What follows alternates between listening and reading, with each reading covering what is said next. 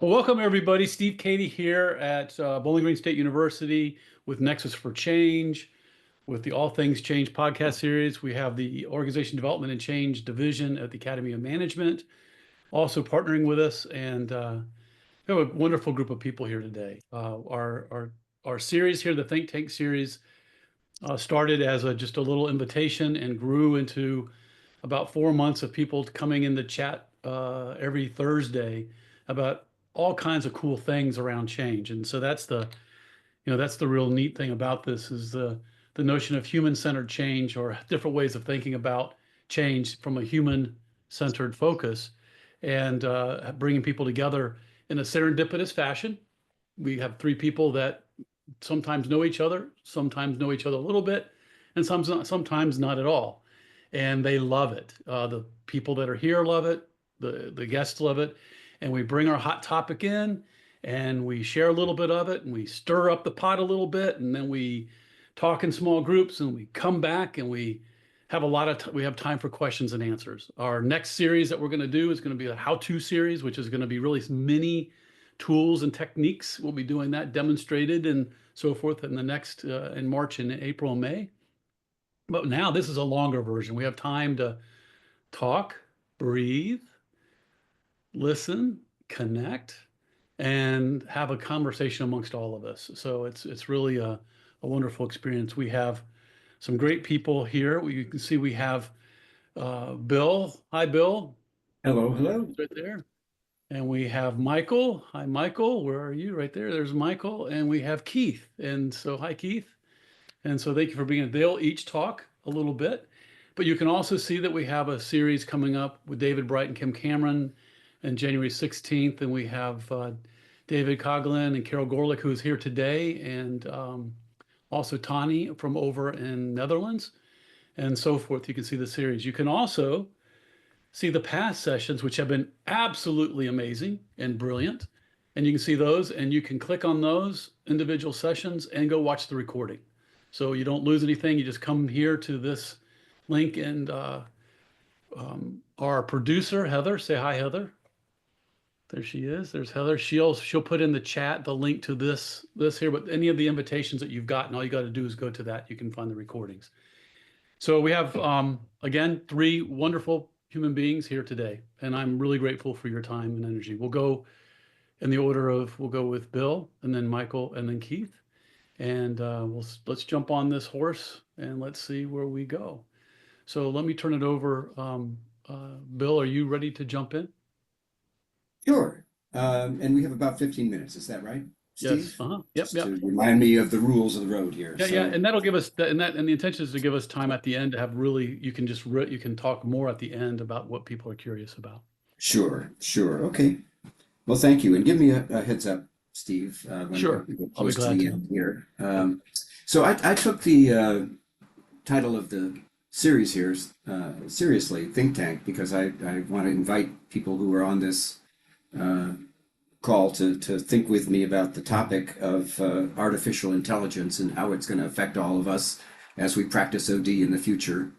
Our friends, Rami Shani and Deborah Newmare, who are the current editors, along with Daniel Zandi of Research in Organizational Change and Development, leaned on me to write a chapter for volume 31, which I've just completed and shared in the chat so that you can look at it if you're interested. It hasn't come out yet, but it's in press. About some thoughts regarding kind of OD's evolution and how it's likely to be impacted by artificial intelligence. I'm sure all of you have been thinking about that, although I know for myself, I hadn't been thinking about it as much in depth as I needed to get into this paper and start writing about what its impact on our field could be. I started out by kind of looking back in time to where our field started and saw, as described by Frank Friedlander and Dave Brown in their 1974 review for Organization Development Annual Review, that there are kind of two sides to the field. And one they labeled human process, or human processual, they called it, which had to do with T groups and relationships and feelings and dialogue and team building. And you can see the roots of that in the field through NTL and growing up to current day. And we still see lots of that kind of emphasis in our work, and the idea that if we just bring people together and get them talking, that through discourse and dialogue, that amazing things can happen. And with good facilitation and attention to the group dynamics that are taking place, we can inspire a higher level of thought and connection among people that produces outcomes that can be truly amazing in terms of building their commitment to change and to ideas and visions that they create. And it's good stuff, and we love doing that. The other side of the field they call technostructural, and it's kind of where I started out in socio-technical systems, of trying to understand how technology and people interact in organizations, and the effect that technology can have on how people work and the approaches they take. And it started out in the coal mines with Eric Trist and Fred Emery, and understanding that autonomous group work was superior to more traditional Taylor-esque ways of assigning individuals to jobs, and discovering the potential in human systems that exists when you invite people to be a part of developing the design of their work and their technical systems and the application of technology. And that's continued to evolve. It went through total quality and the things that have followed, the process design work that has happened with Hammer and Champy and other people who have championed re-engineering work in organizations and basically process redesign. And it requires collaboration with people who are knowledgeable about the specific technologies that organizations are using, and bringing people up to a level in the organization where they can have conversations with the technology designers to create systems that are better for people and better for the technology in terms of performance. And so that side of the field has continued to evolve as well. And now we find ourselves again in a position where this new technology, artificial intelligence, is somehow poised to affect our work as we try to help people design better systems for the future, which will be engaged with artificial intelligence. It's already happening in a small way in most organizations. It's not very well thought through in terms of what it is or how to apply it or where it ultimately will take organizations. Chris Worley and Stu Winby and I are in conversations with Microsoft and other organizations about their AI maturity curve and where they want AI to take their organizations and how it's likely to affect them.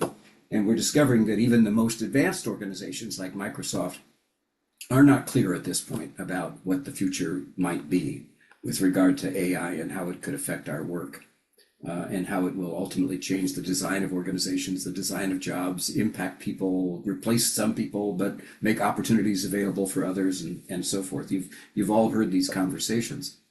And so the question is, what's likely to be the impact of AI on our work, and specifically on what we're trying to do to create better organizations for people in the future?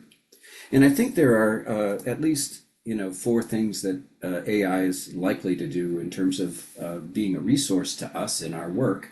Every technology is supposed to be a tool for us that improves our efficiency and our capability to perform a task that we're interested in performing. And in our case, we're interested in creating better organizations. So the technology of artificial intelligence is supposed to help us think about how to do that. And the knowledge that exists in the universe that's available to us through artificial intelligence can help us in a number of ways. It can bring in knowledge of alternative solutions that others are experimenting with. If we simply ask or prompt it to tell us about what are some of the evolutions in organization design that might be of interest, given these kinds of parameters that we're interested in exploring, it will give us information at least to think about that would augment our conversations. So imagine that we have a design team that's working to help us create a design for a future organization, and that we have them around the table talking, and we bring in AI as a partner to that conversation. And we start to load information into them about what others have experimented with and tried, and what they might think about as possible solutions. So I think the availability of knowledge, the education that comes from just knowing what other people have experimented with or could be helpful in that process. But AI is going to go beyond that because it also has the capability, ultimately will have the capability of helping us to not only craft solutions, but to, in some ways, help implement them because of the power of the Internet of Things and the connections that exist between artificial intelligence and devices in our organizations and in our universe. And the best example of that is Mary Barra, who's the CEO of General Motors, has talked about the vision for General Motors is to eliminate congestion, pollution, and accidents. And they can only do that if their vehicles are connected to roadways that are intelligent. And so by making roadways intelligent, we enable solutions that eliminate problems that we experience today. It's a big step forward from where we are, but it's the kind of thing that we're beginning to conceive and think about. So I tried to think about some general principles that might apply to our work in the future when it comes to, I'm going to share just a list of principles here on this page that's in the paper, a table from the paper, that if we're not aware of solutions, we can't implement them. So as a principle, it's impossible to imagine things that we're not aware of, and AI can help us to imagine things that we aren't imagining today. Excuse me, Bill, could you make that larger? Sure. Thanks. How's that? Perfect, thanks. And secondly, I think in general, as we're trying to design organizations in the future, who participates in the dialogue matters. So when we have expertise present who can help us to think out of the box, that makes a difference. And artificial intelligence is a partner who can help us to do that. The world is becoming more complex from a technology standpoint and an interconnectedness standpoint. And as we're trying to tackle some of humanity's greatest challenges around hunger and poverty and war and climate, the complexity of the challenges are huge, and that requires more expertise in terms of knowledge available to us to begin to take actions that are more powerful. So we need both more diversification of knowledge in terms of expertise, but also to be able to understand it. And the nice thing about AI is it takes very complex information and can distill it into forms that most of us are capable of understanding, that experts can be made understandable to the average person so that we can begin to have dialogues about what to do with that expertise. We need to question our past experience because it's not always a good guide to future action. The kinds of things that we learned are not always true. And of course, not everything that artificial intelligence tells us is true either. So we need to make sure that as we are trying things out, action research, that we're actually interrogating the findings and the interpretation, if we jump down to the last principle, also requires many diverse perspectives to help make sure that we're not just going with our own biases about what is truth and what is right, but rather that we're getting the perspective of multiple parties into the conversation. And we can, again, fairly easily access information about what other parties are likely to say or think simply by asking AI to help us to do that. So dialogue, if it's uninformed or based upon false assumptions, doesn't necessarily produce a more viable or better future. We need to challenge ourselves to use information and expertise to push ourselves beyond what we currently know and beyond the solutions we've tried to new solutions that have more promise and hope for an even better future than we have today. So those are just some principles that I wanted to share with you about kind of how we might go about doing our work in the future and what we should be keeping in mind with regard to artificial intelligence and how it's likely to affect us. But I want to open it up to thoughts or questions that you have, and I know we'll have more time for that at the end of the conversation. But just with that in mind, what have you been thinking about with regard to this broad topic of how AI is likely to affect our work? Just a few headlines would be helpful. Oh, so many. It's a devil and an angel in the same moment. Yeah. I've been thinking a lot about it, Bill, because it just seems inevitable. And one of the things I think is going on right now is there's a lot of people using AI undercover at work, and they're afraid to expose it for a variety of reasons. And, I think one of the simplest and quickest things companies could do is create a safe space for people who are already using it to talk about it, and just find out what are the solutions people are identifying for themselves at the front line, and get that up into the air. But, you know, there's a lot of reasons why they might not want to do that. And that's part of the OD challenge, right? Is how do we create a psychologically safe space for that kind of conversation to take place? Right. And, When it might and eliminate my ensure job. that, yeah, and ensure that as soon as I show you how I can be way more productive, all of a sudden you don't move the goalposts on me, change. Right. So, some dynamics have never changed, right? Yeah. Whether it's the coal mines or artificial intelligence, the same concerns and fears are there for technology that's going to somehow make my work more difficult, or my. Yeah, that's really good. And I just put a link in there on the article I wrote in Jabs around the AI imperative on becoming quintessentially human. So I put that in if people are interested in that. But this is really good, and it's important. What we'll do, Bill, is we'll move on to Great. Michael, and then we'll have time at the end for a lot of questions. So people that have some questions, hold on to them, and we'll make sure we bring them back for everybody at the end. Yeah. So Michael, over to you. Thank you very Yeah. much. Thank you, Bill, Yeah. for that very, very interesting look at AI. We're doing some very similar things at Ohio University. I've been working with some folks out of our IT department specifically. We're trying to build some tools to create a reporting dashboard on some compliance related training. And one of my colleagues over in IT, is using AI to generate some of the scripts necessary to get the Excel files to do what we want them to do, largely because he and I both hate Excel. Fantastic.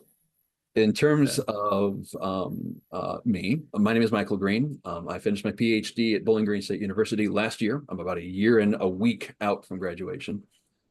On my business card, it says that I am the Learning and Development Administrator at Ohio University. In terms of my day-to-day work, I work in Oregon Talent Development. In my heart, I'm an educator and I'm a learning designer. And what I would like to talk about today is a method that I have been using over the past 4 years or so to develop workshops for staff and faculty within my current work. I've also used this similarly in courses I've taught in the past when I was faculty, as well as other areas. And what I like about this method is that it is scalable. This works in terms of redesigning how we think about approaching active learning, approaching how we scaffold certain learning within our learning experiences we create. But the way it's scalable, you can use this method to organize a single workshop or a single class if you're teaching as a faculty member. You can then use that if you are faculty to structure an entire semester's worth of learning across an entire course. And for deans and department chairs, who may be in the audience, you can then look at how that scaffolded organization within your courses that are being designed by your faculty are structured and how those skills ramp up and challenge from your 100 to 200, and therefore use this to help organize a little bit of your overall curriculum design for the entire academic department. Now, nothing I'm going to be talking about in terms of the individual discrete techniques is new. A lot of these things have been around for ages. The concept of active learning has been around since the specific version I'm talking about. I'm pulling from Chickering and Gamson's work back in the 1970s. Vygotsky scaffolding and flow state is nothing new either. What I'm offering is a potential lens and a new perspective to think about it and go about this in a completely different way. Now, I'm sure everyone in the audience has likely heard of games-based learning in two different, and usually in two different modes. The first is the use of a game as an individual, discrete, active learning experience within a larger learning experience and learning environment, a class, a workshop, etc. And those are fine when used appropriately. There's also the gamification of learning approach, where you replace certain elements within course design, specifically certain names and concepts, with concepts pulled from games, and it becomes a very superficial, like a painted layer of engagement that can, and has excited and engaged a lot of students in certain ways. What I would like to offer is a third level to go even further beyond game design based learning. And that's specifically looking at why video games work the way they do on the human brain, why they create engagement, why they create focus, why they create this sense of immersion for the player. What is it in their specific design techniques and their design elements that create that? Not only that, but also implicitly teach the player skills, specifically the skills they need to complete the entirety of the game itself. Sorry. But with little to no on-screen dialogue telling the player directly, thou shalt do this, you need to do this, step 1, step 2, press button, do this. So to start, what I would like to do is share my screen for my presentation. Bill looked at the future with AI. I'm going to go look back at the past, specifically 1985. Can everyone see my screen all right? Yeah. All right. This is the original Super Mario Brothers. This specifically is obviously the one that was released in 1985 for the Nintendo Entertainment System here in the United States. There was also a version released in 1983 on the Famicom disc, or on the Famicom in Japan, designed by the absolute legendary game designer Miyamoto Shigeru. And we're going to go ahead and jump in and play a little Mario. And as I'm going to go through this first level, sorry, we're going to break down exactly what is going on the screen and move forward. And I'm going to show how Mario implicitly teaches the player what to do, where to go, how this all works. And it will mirror a lot of the major learning design concepts that create that essentially create a new perspective we can use to think about workshops and other learning experiences that way. So the first thing, we're just going to look at the screen by itself. Here at the top of the screen, we have our little stat bar. We've got Mario and a whole bunch of zeros. We'll see later on that's our score. We'll get to that in a moment. We have a little icon that's coin-shaped with 0, 0, so we have nothing of what that is. We're in world 1-1, and we have 395 seconds left to go. That's fine. We'll get to more of that later as we go on. But if you look at Mario himself, is Mario in the dead center of the screen? He's the main character. He should be, but he's not. He's way over here on the left. What's on the right-hand side of the screen? Nothing. There is nothing there. We have a huge empty space. The eye sees this empty space, and the original NES pad looked differently. I'm using a wired controller here. But we have these arrow buttons. We can move Mario to the left. The screen is scrolling. We have a new item here. We've already learned, incidentally, just by trial and error and the suggestive implicit design concept, the first major skill that one needs to complete the challenge of completing a Mario game. Go right, go that way. I'm hoping that's mirroring the correct way on my camera. So everything else after this, we'll take this one single small basic concept here, and it's going to scaffold that learning and add a little bit more challenge, and a little bit more challenge, and a little bit more challenge as we go on. We have a block. The block is not on the same level of Mario. It's up high. What is it? We don't know. It is literally marked with a question mark. It is inviting experimentation. What is this? We don't know. But we can't get to it from where we are. Now, this controller has another button over here. What happens if I hit this button? Well, Mario jumps. We have now learned the second most basic skill necessary to complete a Mario game. Jump. If you can hold right and you can jump, you can play Mario and probably beat Mario. We also have this angry looking mushroom dude down here. We can tell by his angry face that he's probably, unlike our question block, which is inviting exploration and engagement and checking things out and the mystery, angry faces usually mean hostility. Once again, there's nothing that's popped up on the screen that is explicitly said, this is bad, do not touch. There's no direct things. And in terms of a learning environment, this would be mirrored in something like a direct, non-dialogical instructor to just the students, facilitator to just workshop participants, lecture, and only content delivery through a one-way channel. So now if we run into him, we have a huge catastrophic thing. Mario just died. He's dead. Now, we achieved a fail state. And this is something else that we're going to be talking about later on. We look at the active learning aspect of this. I failed the first major challenge to test my skill. I ran into a bad guy and Mario died. Did my Nintendo explode? Have I been removed permanently from ever playing Mario again for the rest of my life? No. No. The consequences for failure is a minor setback and learning from that failure to try again further and further and further. This is one of the most, and again, like I said, nothing I'm talking about here is new. This is just a different perspective on some classic concepts like little to no consequences for actual failure, a little bit more focus on how we can help our students, our participants, our staff members with whom we're working to learn that failure isn't always necessarily bad. It's a learning experience. We can move on from that. Well, anyway, we know we move right, we can jump. Oh no, it's a bad guy. Oh, what are we gonna do? Now I just stomped on him. Now he's dead. Happy to see that. I also got 100 points from that. So maybe the lesson here is being rewarded for violence. That's probably not actually what they're trying to do, but we defeated the enemy. We've passed our first challenge. We know we can jump and interact with things with jump. So if we hit the button here, we just got money. A coin popped out of the box. We can see that now on our tracker. And we got 200 points for that. Cool. And we have bricks. That's not doing anything. And, oh no, it's another mushroom. Our scaffolding challenge has now hit another degree because we've also learned certain things are going to go counterways to Mario.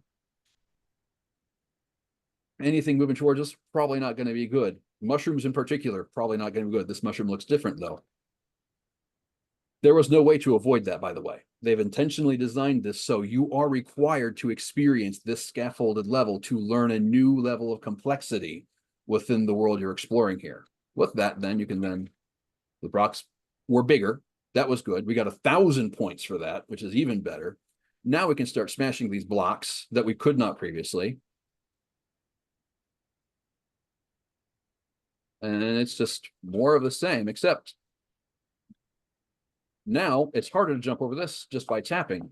Eventually, just by experimenting with this jump button, somebody's going to get frustrated, hammer down the jump button, and by holding down the jump button, that skill, that basic skill of press A to jump has now been added to a little bit. Again, diegetically, actively, not being told to do it, 100% through experiential learning. You hold down to jump, you jump higher. Now, we can literally, when I talk about scaffolding, I really mean that when Miyamoto put this game together, he actually added in actual scaffolding with these pipes, with how they are getting higher and higher and higher, testing your ability to hold down a button for a little bit longer. Everything else after this is just variations on the same thing. You have a pit, you figured out we can jump it. We have these guys, we can just keep moving and avoid it, just keep walking, keep going.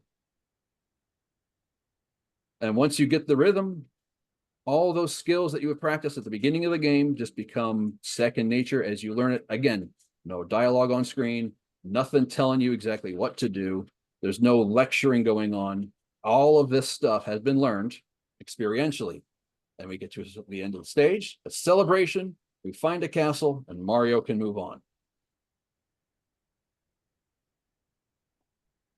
Now, this is fine in and of itself. And one of the things that I've been trying to figure out is how to communicate the way to take these concepts and make it, well, there's nothing easy about learning design. Learning design, if anyone ever approaches learning design from the concept of this is easy, you're doing it wrong. Learning design has to be intentional, it has to be careful, and it has to be very measured in the way you're putting things together. And it cannot be a one-shot quick and thing done.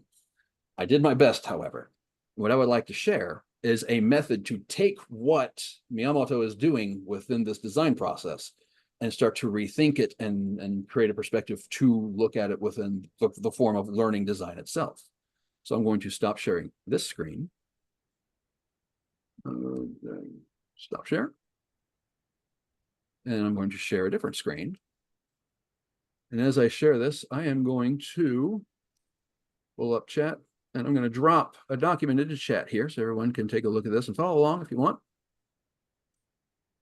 I call this the Mario method. I figure it appropriate for what we're looking at here. But when you're creating your learning designs and you're trying to implement the same and create the same level of engagement and active, engaging, and explorative experimental design process that Miyamoto and the rest of the good folks at Nintendo did in the 80s and continue to do to this day, there are ways to do that specifically. And again, none of these techniques are new, but this is a new perspective on organizing these ideas and concepts and putting them into a different way to think. And the Mario method, it's an acronym. You can break it down into, you measure your learning outcomes. You think about, at the end of the actual active learning session itself, what skills do you want your learners to do? Because if you think about learning in general, and the concept of learning within the larger framework of human activity, everything we do as humans, it can be boiled down to verbs. We are doing something, we are reading something, we are knowing something, we are performing an action. Learning in general and teaching and learning can be boiled down to just helping other humans either do new skills or do new verbs, or take the verbs they already can do on a regular basis and help them do them better, more efficiently, more effectively. When you're creating your workshop and your learning experience and your learning design for this specific thing, and it doesn't matter if it's a half-hour workshop or a full-on semester-long course or even an academic curriculum, think about that. Think about at the end, when somebody is done with your learning experience, what skills are they going to be able to do? Well, what skills should they be able to do when they're done? Then active learning is key, and it's specifically practical, immediate, regular active learning on those specific skills. For example, I used to teach history back in a different life. My ultimate skill that I wanted my students to know by the end of any course was, how is history written? I wanted them to be able to understand who writes history, why they write history, and be able to break apart history as it has been written to understand why people are saying what they did, why people are writing it like they did. And I reverse engineered those skills to figure out, A, if they want to understand how history is written, they're going to have to start writing some history, but how do you write history? Once you have that, then you start actively getting them practicing writing some history. In this case, writing narratives using primary and secondary sources, understanding how the historical process works that way. But I didn't start them out trying to write a 20-page paper on the cultural impact of World War II. That's impossible. Like, there are Ph.D. programs on the cultural impact of World War II you can go through. To get them to the point where they can write, though, we go into R, reverse engineer your learning outcomes, and within the context of the active learning you're looking at. Look at the skills that you want them to practice and be able to do at the end, and boil that down to, and just keep on paring it down until you get to the single most basic form of those skills.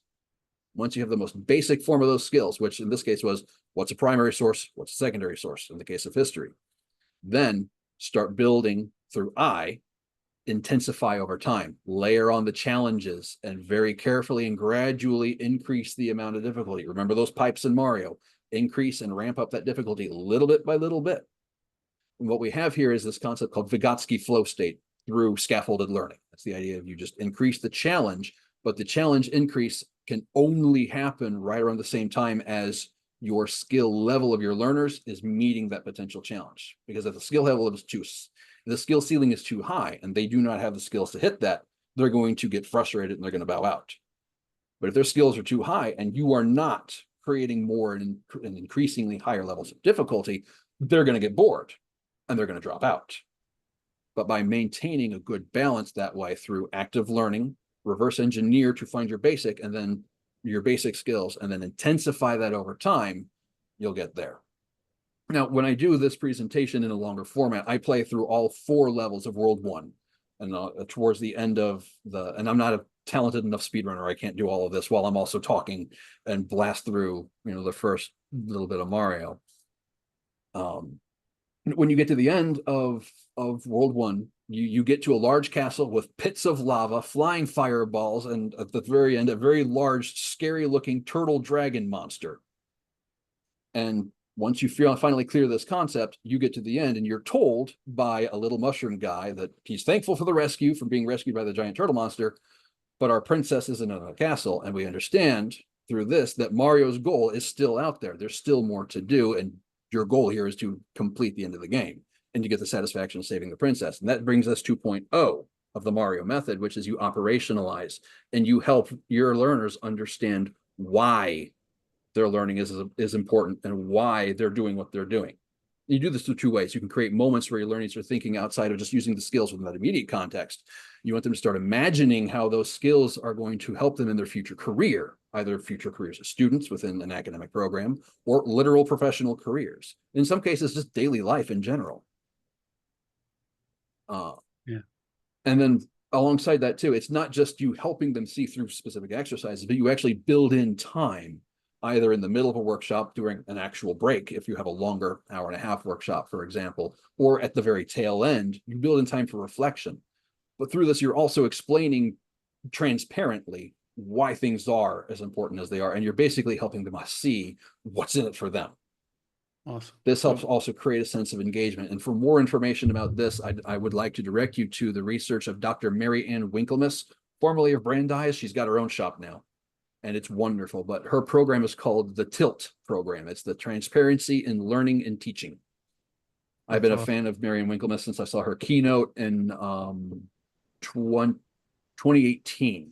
She did a keynote address at the Sunshine State Teaching and Learning Conference in Florida. And it's one of those rare moments where you came out of a keynote address literally a changed person, because the research that she has is profound on that. But anyway, this is essentially the Mario method. I'm not going to leave you hanging here, because if you look at the second page of the Mario method, I have provided a step-by-step set of questions and prompts that you can use when you're creating your entire learning experience. Again, doesn't matter if it's as small as a half-hour workshop you're doing, or if you're trying to plan out the entirety of an academic program, these concepts still apply. Now, academic program, you're going to be doing some scaffolded learning within the courses, active learning within the course design, which then informs the larger semester course level design. Then you're going to be thinking about how all those building blocks stack up to the actual curriculum. But it's scalable, just like Mario eating mushrooms. It just keeps getting bigger and bigger. Yeah. Well, thank you, Michael. That's awesome. Thank you. Yeah. So a lot of people have lots of comments. I know a lot of people are thinking about this. So as you listen to the first two, be thinking about the connections, what's kind of prompting you and provoking you to think. And this is really cool. I really love that. And as you can see in the chat, Heather's also putting some links to the Tilt and some other things that Michael has been referencing. So that's really nice for you to have that information as well.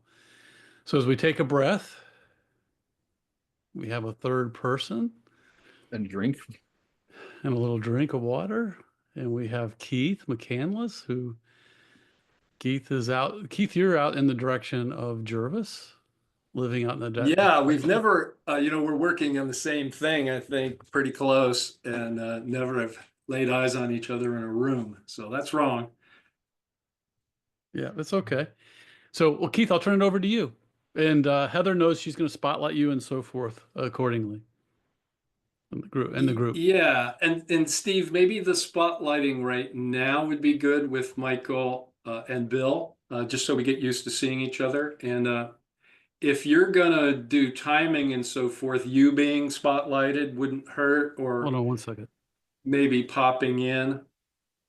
Okay, so that sounds good. When I read, Steve, you're brilliant. First of all, what Bill and Michael shared makes me think that the dispensation you gave me to ask for a consultation from these two fellows was perfect, for a variety of reasons, which will become clear as we get into it. So in the chat, if you want to follow along, I'm not going to screen share, but if you want to follow along with this consultation, the consultation form is a liberating structure, which is a body of work that been working on for 20 years. And basically it's an interaction pattern language that uses the same DNA across the repertoire. And what I'm interested in today is feedback, writing a second or third, maybe two books at the same time. One is edgy, and the edgy part is both in distributing control to the participants. in regard to design, Michael, definitely in regard to design and in regard to evaluation. And quite a bit of the work, because we've been doing this distributing control to the participants, the students, the patients, the employees, whoever it might be, we want to keep distributing more control. And so the last couple things to distribute control are on the design, of course, and then even more so the evaluation. How are we going to do that? And so partly the thing I want help on is partly inspired by all the people trying to evaluate the quality or coordination of relationships. Partly the narrative approach to evaluation. The big category is developmental evaluation, being more interested in what is possible now than does it work? Because the does it work implies that you know what you want in advance, that you can predetermine what fits the particular situation. And with complex challenges, you don't know that. You can't even describe what it is most of the time, or your description of what the problem is keeps changing, and your results don't really get at the underlying set of problems. So in these materials, which I'm going to try not looking at, but other people can look at them if they want to. So this thing is based on experience, that it's reliable to use these patterns, this repertoire of interaction patterns, to reliably get group flow. Not individual flow, but group flow, and it's reliable. And you just suspend disbelief on this, but it's really reliable. If you make it simple enough and so forth, people can use them, and you don't need expert facilitators, or we're getting there maybe. And the second idea with this is people can evaluate their experience themselves.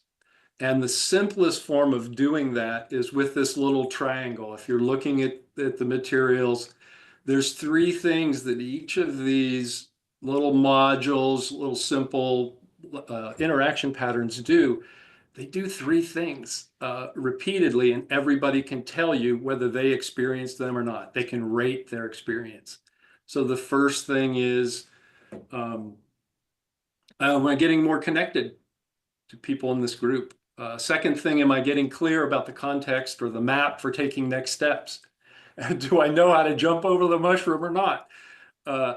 And then finally, are some new options? Is my curiosity, are we figuring out something that may not be completely new, but it's an option that pops into view? And when you're using these patterns, I think people, a first step, and one of the names I have for this edgy approach is the adaptability mirror. So you're looking at yourself and you're looking at the group through your own experience simultaneously.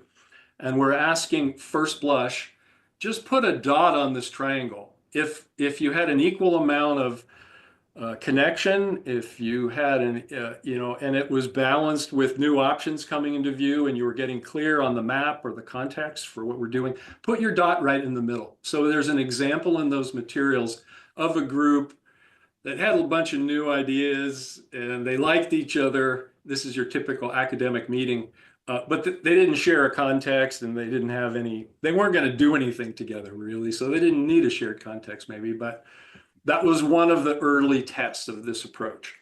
And Steve, help me with time. How far I am in the time? You're fine. Do I have a couple more minutes? Yep. Okay.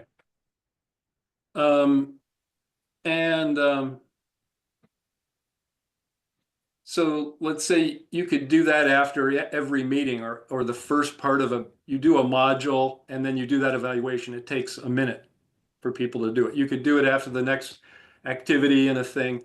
And then after a month or 6 months, maybe you do this next step. And the next step breaks those three items into more detailed things. So when you look at connection, is there some trust being developed? Is your identity are you learning something about yourself through this interaction? Is your identity reshaping?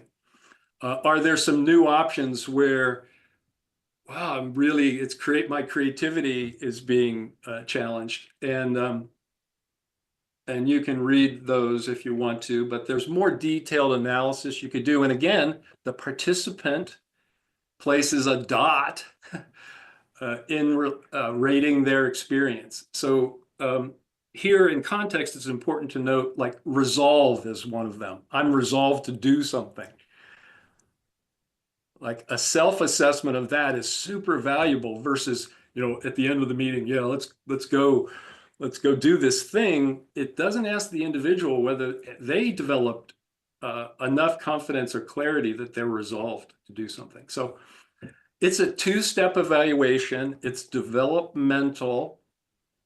It gives the designer, who could be anybody in the group and should be shared, the design group should be a shared responsibility. It gives them the opportunity with the triangle to immediately see, hey, we're not clear on context, or we really didn't spend time developing any new ideas, or who are these people that are with me in this group? I don't know. So the idea is to give people immediate feedback that they generated themselves and they can see each other's. Right. So what I want from you, if you're willing, is a consultation. And what will happen is I'm going to turn my back on you, and you're going to have my back for a few minutes. And I'd like you to go wild with anything and act as if I'm not listening. I'm going to be listening, but I'm not going to gesture or speak back to you at all.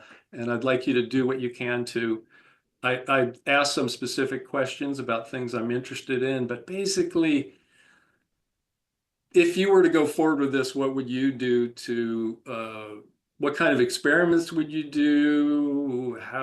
I don't know if I care about what scholars think about it. I'm finding it, I've tested enough already to know that participants like it, but it probably needs more validity or something added to it. And I'm not sure what it is. Even the name of it, Adaptability Mirror, I'm kind of struggling with what a fun name would be for it.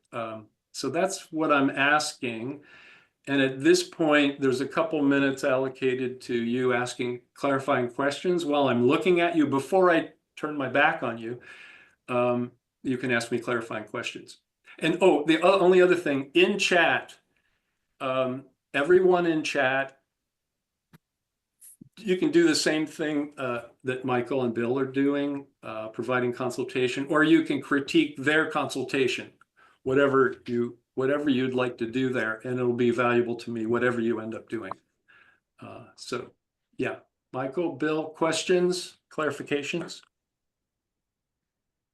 Well, I think I get that anything, Keith, would be helpful, but if you had, if we could have a magic wand and grant you a wish, what would your wish be that we would be helping you with in terms of what you would get out of our consultation?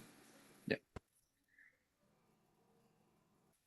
Making it a reliable tool. Like, if you were, one way to think about it, if you were going to have a class and you wanted the class, and I'm imagining this is a context in which you work, where the students could reliably shape what they're learning and how they're learning it next. Was that a helpful Yes. clarification? There's lots of other contexts, but in the context you know best, how would you make it work if you were to want to make it work?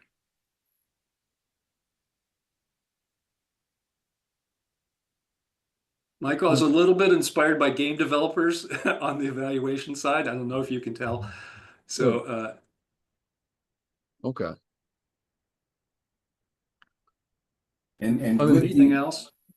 And is the evaluation part of this important to you or important to the process? Just in terms of, is that built into the process itself, Keith, that the participants should be able to assess whether they're making progress towards their goals as a result of engaging in this, or is it something that you're interested in? Kind of, is this process working reliably? Well, I form a design group for every I'm a consultant.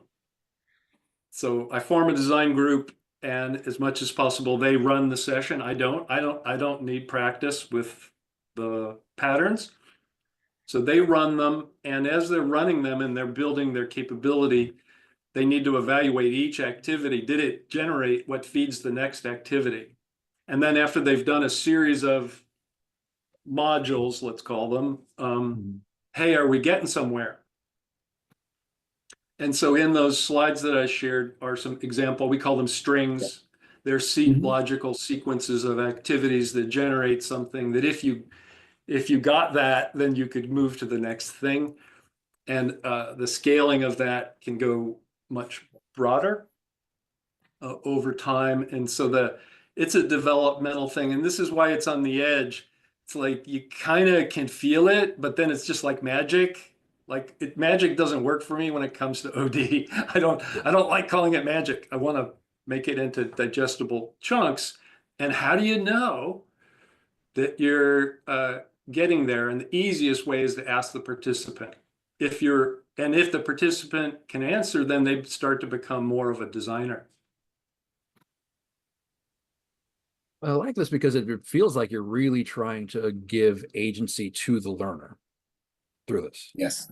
And that is Right. a diehard fan of that kind of concept. So I'm thinking like in terms of my immediate circumstances right now, my most recent directives from the powers that be is to create a cohort-based series of supervisory skills workshops for brand new people stepping into the supervisory role.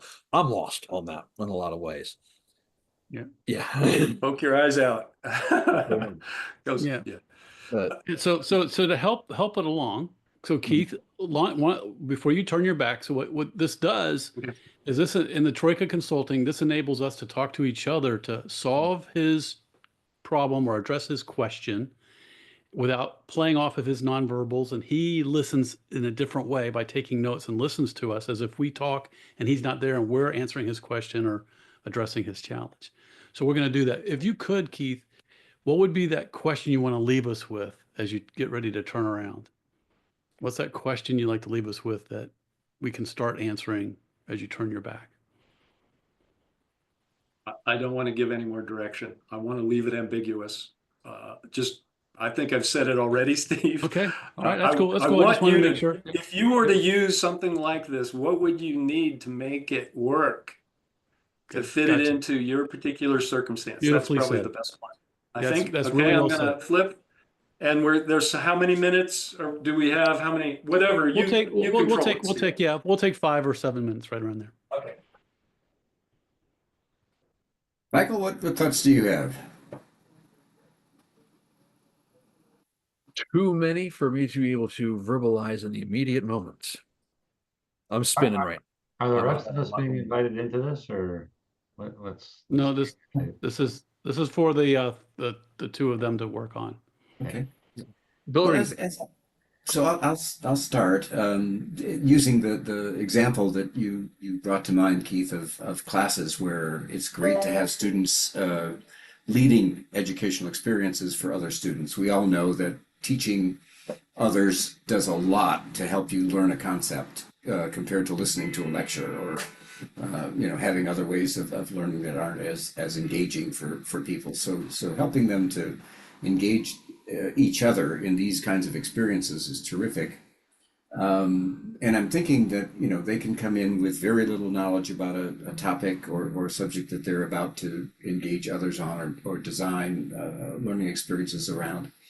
And so being clear about how to expand the knowledge that they have, the foundations that they're using to build on for their design work is important. They're not necessarily going to be experts in the topic that they're going to be presenting. So giving them some help, some support and guidance in terms of how to get themselves up to speed first in something that they want to design for others might be something that's important to build into the process of the design team or group that's leading this on behalf of the rest of the class. And then to prepare the rest of the class for their role as learners to not only be open to experimenting and trying out whatever other people are designing for them, but also to be thinking at a meta level about, how is this learning process going, and being prepared to give feedback to the designers about how did this feel from our perspective, and what might we have done differently that would have made it even more powerful, would help to complete the learning loop for the designers with the feedback from their participants to help them understand how to progress their state-of-the-art facilitation of these kinds of things. And I'm sure they would be interested in learning that and doing that, because all of them would see value in learning a skill like this to design these kinds of experiences for others, in which their role is to engage and bring out of others their full knowledge and participation about a topic that they're interested in. So those are some thoughts off the top of my head. I'm going to jump off of that because as you were talking, I was able to coalesce one of them. Great. And specifically, it's something that I'm struggling with within my workplace right now. And that's the concept of the peer learning network, the often mythologized, decentralized, grassroots level learning amongst regularly minded folks working in either specific area, like a specific area, or ideally across an entire university network within a specific work style, be it admin assistants, people who have to use Excel on a regular basis, et cetera, et cetera. What I'm thinking is this could be potentially useful for that, to help create this. But one of the things that I have struggled with, and I wonder if this could be a way to ameliorate this problem, and that's buy-in, and actually create not just the intrinsic motivation of being involved in something like this with the connectivity and creating the agency of learning that way, but also finding a way to actually, buy-in is and it evaporated. But looking largely though at maybe using this again, like I mentioned previously, a cohort-based learning program for supervisors, even outside of that, outside of a formal learning network, and actually find a way to actually do this informally as well. If there are potential ways to expand that into more professional-based areas that way too. Yeah, and I'm thinking, building on your concept of buy-in, which I think is right about this kind of process. It does really increase buy-in. But if you were to take your participants in the supervisory course and ask them, what are the topics that most concern you as you think about stepping into the role of being a first-time supervisor, and they come up with the topics that they would like to learn about, and then take on responsibility for designing the learning for others around those things, it couldn't be better, right? You've got them fully engaged in the kinds of things that they care the most about. And because of that initial focus and that initial ownership of their learning, it already feels a lot better than the traditional train the trainer approach. Yes. Here's my syllabus with 10 topics that we need to cover on being a first line supervisor, right? Exactly. Those are some really, really interesting thoughts. I'm curious, we can bring Keith back in. I'm curious about Keith and what your thoughts are. What surprised you, Keith? What surprised me is the coming back, and this is the nonlinear quality of the Troika consulting. We're going along, I was like, okay. And then, okay, that's it. Like, the supervisors are going to design their own. Of course, that's ideal. But if there's the stuff there, then the supervisors design their own curriculum, or at least what they care about most. And then that the pattern of how a Troika consulting unfolds is kind of like, that's what I would like people to learn about. Like, it's a nonlinear thing that arises out of interaction, and it's beautiful. And I wanted to gesture at each comment. I controlled myself, which is good. Yeah, it's developmental. I guess the main thing is, like you, it's a little bit like, well, okay, it kind of makes sense. How am I gonna make it work? And I can make anything work in a fun group where everything is a good idea, like we're doing right here. I mean, it kind of works, but get a group of supervisors, so far I haven't tested it in the particularly mixed functional groups. I'd like to do it. I've tested a little bit on a strategic planning thing and a big international NGO where it worked okay, but they were a mess. They couldn't focus on their development really much. And the design work, I overled it. In a situation where a group needs to make progress, if I want them to lead everything, and they did lead 80% of it, but there were parts of it that I had to lead. So anyway, super helpful, gentlemen, for you to jump in on it. And Steve, I want to thank you for just mixing these two guys were the right people. Amazing, isn't it? The right people show up right when you need them. So that's really awesome, including everybody that's here. And so what we're going to do next is we're going to go into breakout. So our producer, Heather, thank you, Heather, for being our producer, is going to put you out into a small group. We're going to spend about 5 minutes, reactions and curiosities and some questions you want to bring back, and have a person maybe identified to bring a question back for your group if you want, and also be prepared to put that into the chat and maybe some notes on what you learned. We'll take 5 minutes and have a small conversation. We'll come back and that'll give us a nice 20 minutes to explore and discuss, and hopefully not feel too rushed, and so enjoy the conversation, jump into your room, and we'll bring you back here in about 5 minutes, maybe 7 at the most. And we'll keep our conversation going here. This is good. So we got everybody heading out, make sure everybody gets over to their room. So have good conversation. So let's keep our conversation going. I intentionally stayed out of it, but I think in this sense, I played with this when you had me play with an early version of this. And I have to go back to my notes because I have some thoughts on this a lot, because we really played with it in the class. So we need to use that data from that experience for you. I want to go back and find that, but and we can do it again with some more students. Bring it in and play with it when we have the class in the spring, which I'll bring you back in, Keith, for the spring class that I'll have with the students, to have you work with them. But yeah. So say more about what you did, Steve. What we have I use a concept called an activity called the Iron Chef of Collaborative Event Design. And so the secret ingredient in the collaborative event design experience is a community organization that has a problem they want to try to address, or a need that they want to address. And the students are learning how to do a blended solution, large group method solution, stringing together a series of activities for a 1-day experience to address that question for the group. So we've had let's see, the most recent one was a group called BG Song, which is BG Save Our Neighborhoods group, which we wanted to bring the community together and stakeholders together to talk about how to address affordable housing in Bowling Green community. And so we've done that. We've done human trafficking and how to bring people from across the different areas in the state, the different counties in the state who don't normally communicate across, the organizations, as we know, don't communicate across to address human trafficking. And like, how do you bring all of them together in a room for a day?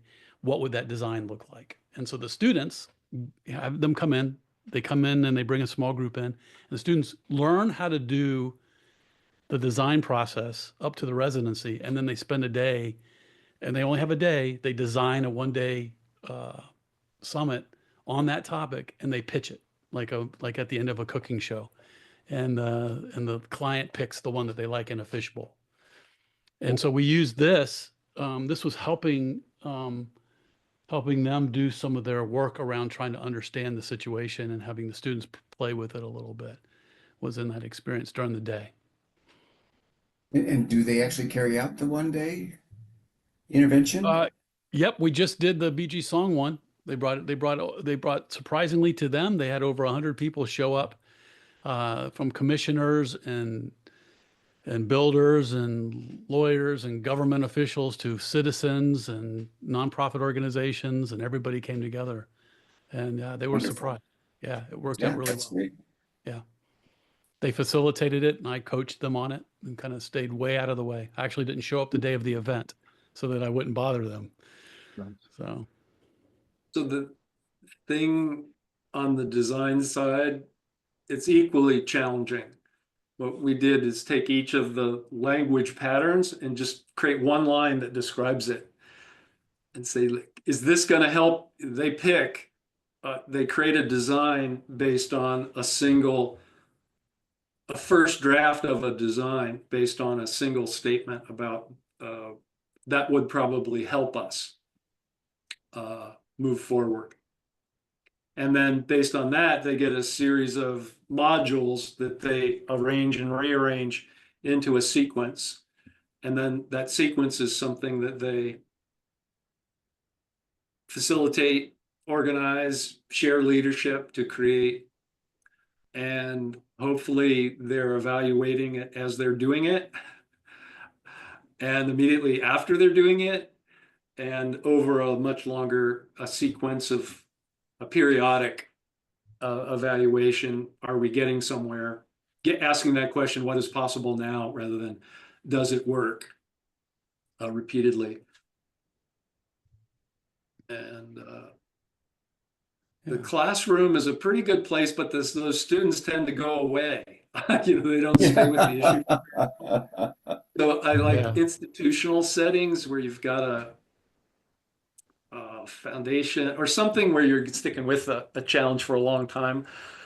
Things like climate change groups, some coalitions, pretty easy to imagine. A class that if you did it through if it was consistent through a long-term class, I don't even know. All those things are unknown because we haven't tried to. So basically, we're trying to fuse design and evaluation together. So I'm curious, what connections are you all making between your talks, the things that you shared? What connections that sparked in you something? Well, I think that the designers of Keith's activities, as I was saying, need to be brought up to speed more in kind of what the topics are that they might be interested in designing. And artificial intelligence can be really helpful in quickly helping to bring lots of information to people at their fingertips to use in the design process, and even perhaps to consult AI around what would be a good design for an experiential activity. I don't know if it has the capacity to do gaming design, Michael. That's something I don't know. But it might. This is a stretch, but in the concept of game design in general, one of the it's not a video game at all. It's actually a tabletop. To call it a board game is generous because not everybody uses a board. But there's this old game from the 70s. Might have heard about Dungeons and Dragons. Yes. Back in the old days, things have shifted over time, and it's become far more of a narrative experience where somebody plans out exactly what the narrative is going to be. People come in, they participate in the narrative. There's a little bit of active engagement between the person behind the screen, the dungeon master, and all the players. That mirrors a lot of the way normal teaching happens in the classroom right now. In the original days, what people would do is they would go into a session and explain, hey, we would like our characters to go north this day on this particular part of the world. We're going to explore that way.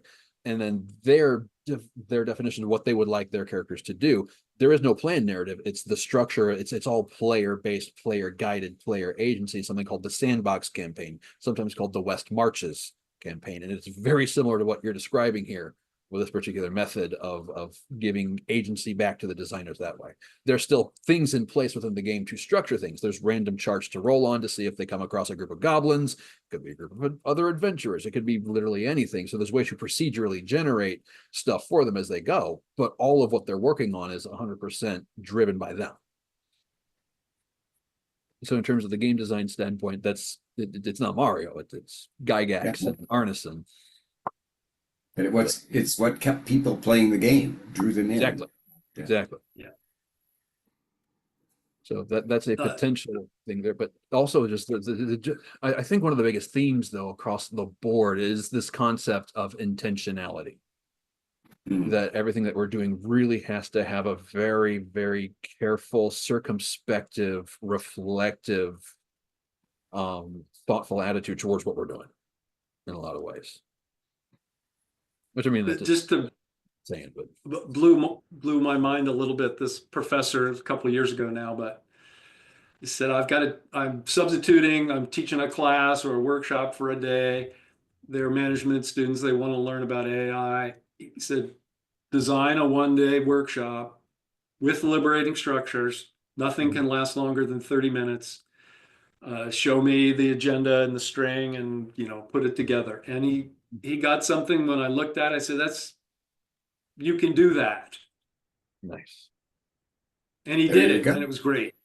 So it was that intention, that design, and he knew something to start. He knew enough that he wanted to do those things.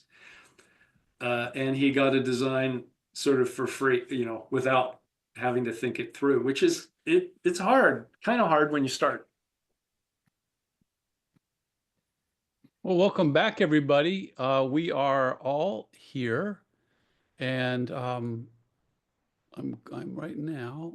Let me see here. We got us all here, so everybody can wave. We can all see each other, and so they're all there. So hi.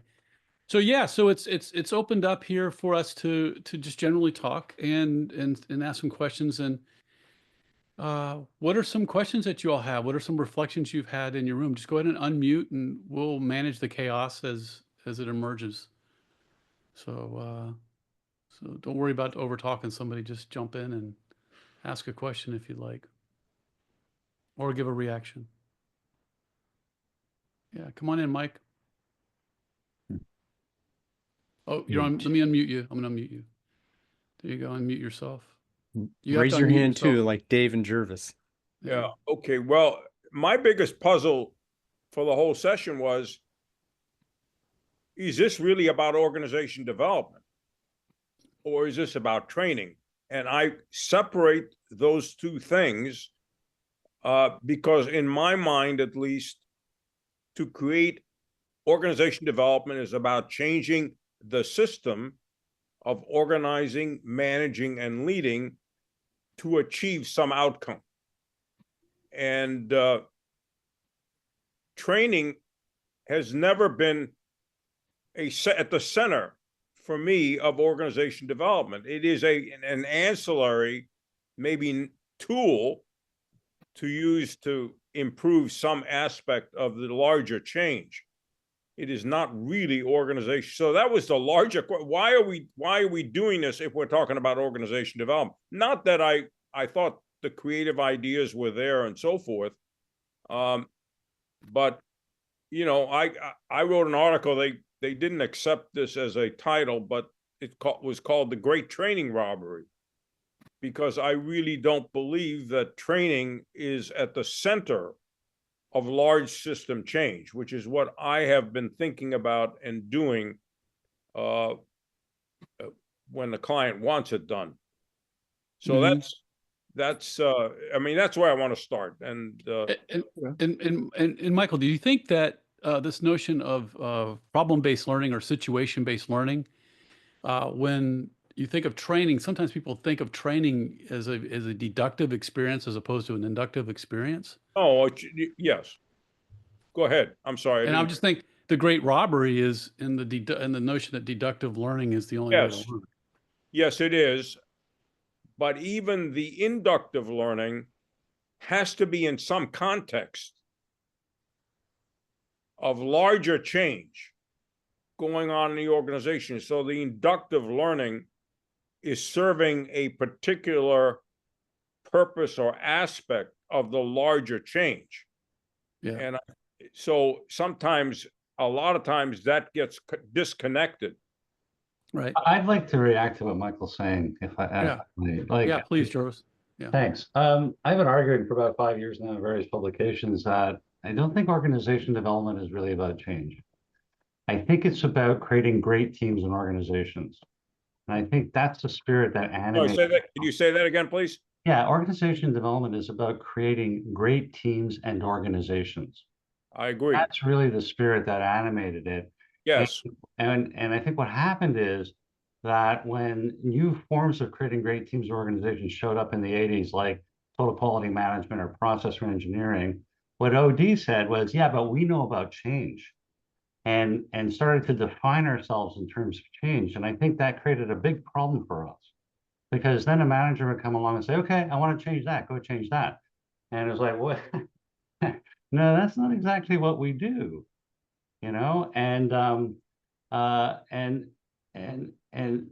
other problem we ran into is that we couldn't define what a great organization looks like. And so people would say, well, what does a great organization look like? And lots of people have tried to, you know, and we've seen over the last 50 years, a lot of different images of that show up. And the thing is that there is no one answer to that question, because of course organizations. Absolutely right. Yeah. Yeah. So I think what we're about is the processes of improvement, and that requires some knowledge about change. And part of improvement is learning new stuff.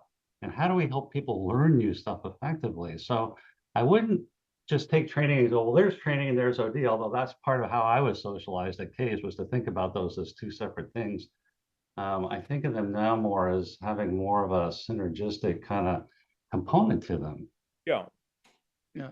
And Dave, you had something to say as well. I'm sorry. Yeah. Go ahead. Go ahead, Steve. Yeah, it's okay. Jump back in, but I just was bringing Dave in, and then Mike, if you want to jump back in. I think I had something brilliant to say before, but no, I've lost it in the thread, but it's a great thread. And what I think I wanted to say about what I think is the intersection of the trained individual and organization is capacity. And what I think Mike was showing us is, how do we use the classroom and other venues to help a person become more confident and competent as a learner, because that's what they take to the team. That's what they take, to the project. So there's no separation there, but I think we have to keep putting our eye on how capable are people, by virtue of their backgrounds, to challenge now with AI to challenge the greater complexity than ever, at a speed never experienced before. That's, to me, the frontier. Yeah, and I was going to ask Bill, what is the most important OD skill or competency that's going to be on the table with AI doing everything else? What would you say are going to be like the one or two things people really are going to need to be able to develop? Well, AI is going to give us limitless access to knowledge, right, in the future. That's the promise. That will be, anybody here is capable of, with the help of AI, knowing anything. So we're all brilliant, and we're all capable of imagination, using our imagination and creativity to take all the knowledge that exists in the universe and apply it to building a better organization, whatever we think that is. I agree with you, Jerv. We don't have a very good definition of that. We have to continue to do action research to see if we like what we create or not, and just continuously incrementally improve it over time based on our experiences. But I think that the OD skill that we'll need, what will keep us busy working, is the fact that even with unlimited and unbounded knowledge, we still need to come to consensus about what it is that is important to us. And that's where our human values come in, and where we need to share more about what is really meaningful to us and what we're trying to achieve with our values, our visions, our what keeps us motivated and inspired to do what we do. And I'm just aware in my own work how far most of the leaders are that I work with from thinking about those things as they're trying to improve their organizations, to the extent that they embrace OD or organization redesign or any of the techniques that we've talked about. They're usually much more motivated by short-term gains and trying to do something to improve the bottom line next quarter, or if they're a not-for-profit, to try to serve people a little more efficiently than they have, expand the base that they serve. And this larger notion of, if we really were smart about how we were going about things, could we do this better? Is there another way to attack this? Are there other businesses that we should be involved in? These open up all kinds of questions for people that are really difficult to answer. And so our skill has to be in helping people to come to consensus on what are the first, second, and third steps that you want to take. Yeah. towards the next goal, Great. whatever that is. Great. Very helpful. So if anybody has a question, go ahead and raise your hand. I'm going to pose a question for Michael here, and I'm curious what Keith thinks and what Bill thinks around this. The notion of scaffolding. So as you think about the future, we're going to have advanced, what I call quintessentially human skills to do good OD work. I think it's going to be the competitive advantage, the VRIO. If you look at that sustainable competitive advantage, valuable, rare, hard to imitate, and operationally excellent. So if you think about that, and you think about competitive advantage, and you think about quintessential human skills, and you think about scaffolding and learning, we've developed learning and scaffolding for mechanistic environments, mechanistic processes, which we can easily scaffold a person, know how to do one step and then next step, next step. Now we're going to have to teach people to do these advanced, quintessentially human skills that are at a higher level on Bloom's taxonomy, Yeah. so to speak. All right.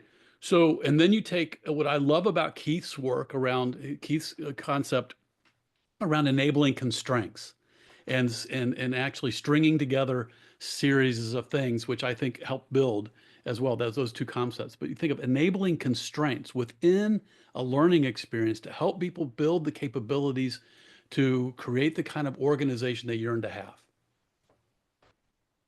So my question, Michael, for you is, what does scaffolding look like in that future environment that's different from today?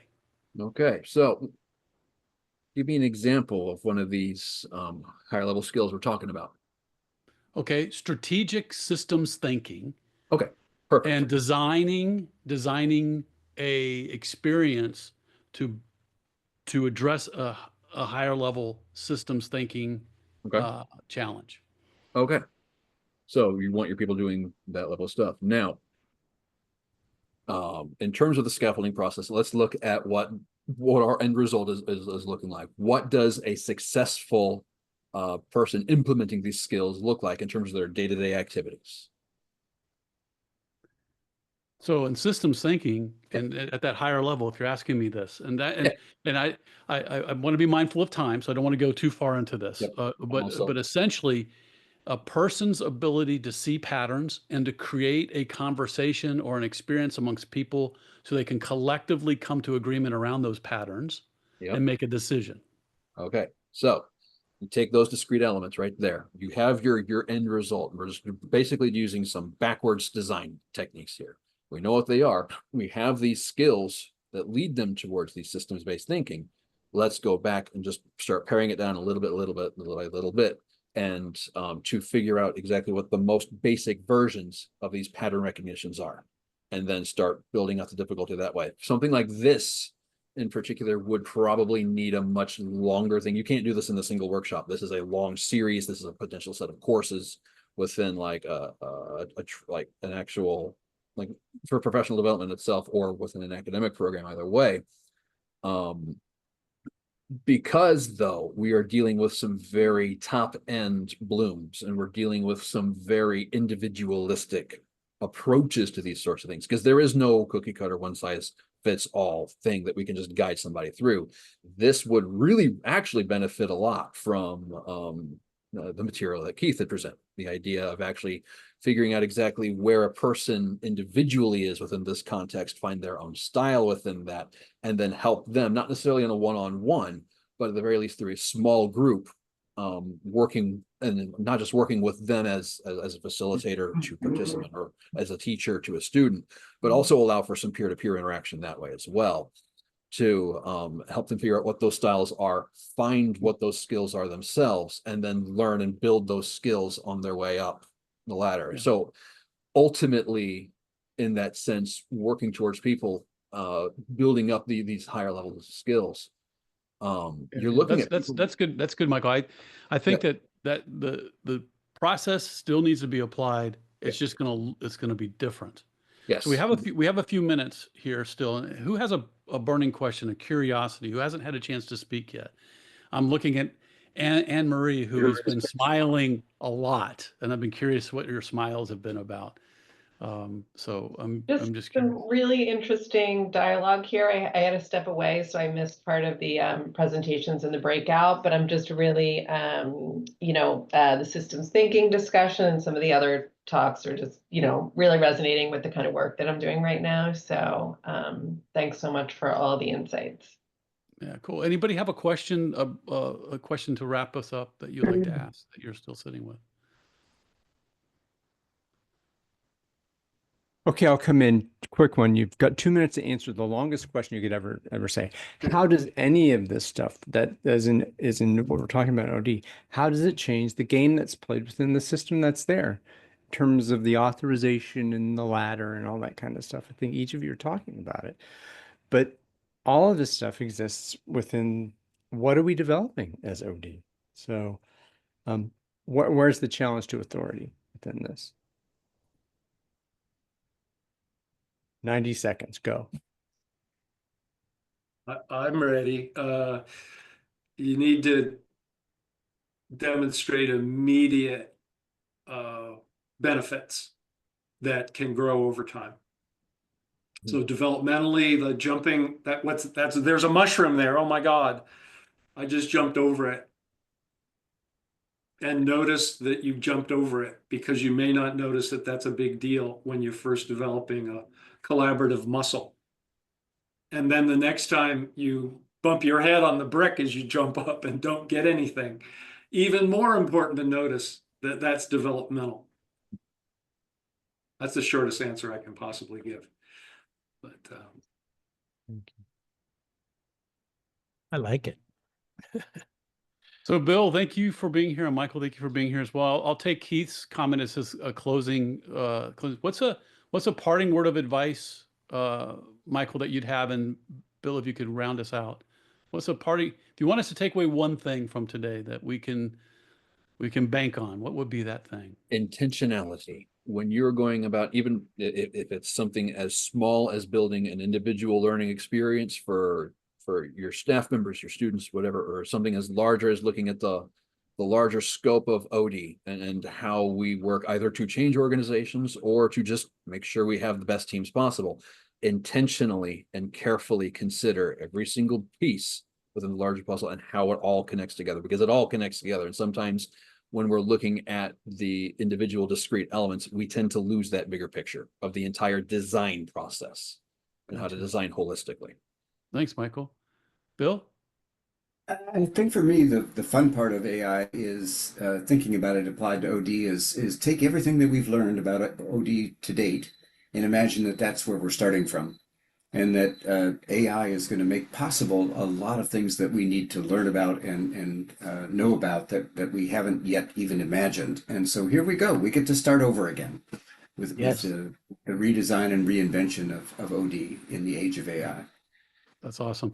So I'll leave you all with one last thing, and that is we have a little bit of a break coming up for many of us. And my hope for you is that you'll reach out to that person you love, the people that you love, and you'll just take a moment with each person whenever you can, wherever you can, and just really be in loving presence with them and appreciate them, appreciate the people you have. Take the time. It doesn't matter how much time you have. It's all about the quality of that love that you have in that moment with them. If you haven't talked to somebody in a while, let them know. And just take the time for yourself to experience that love that you have with all the people in your life. I hope that for you over the next week. Thank you. Have a great, wonderful holiday. Bye, everybody. Thank you, Steve. thanks. Thank It's you. great to see everybody. Bye-bye. Bye-bye. Thank you.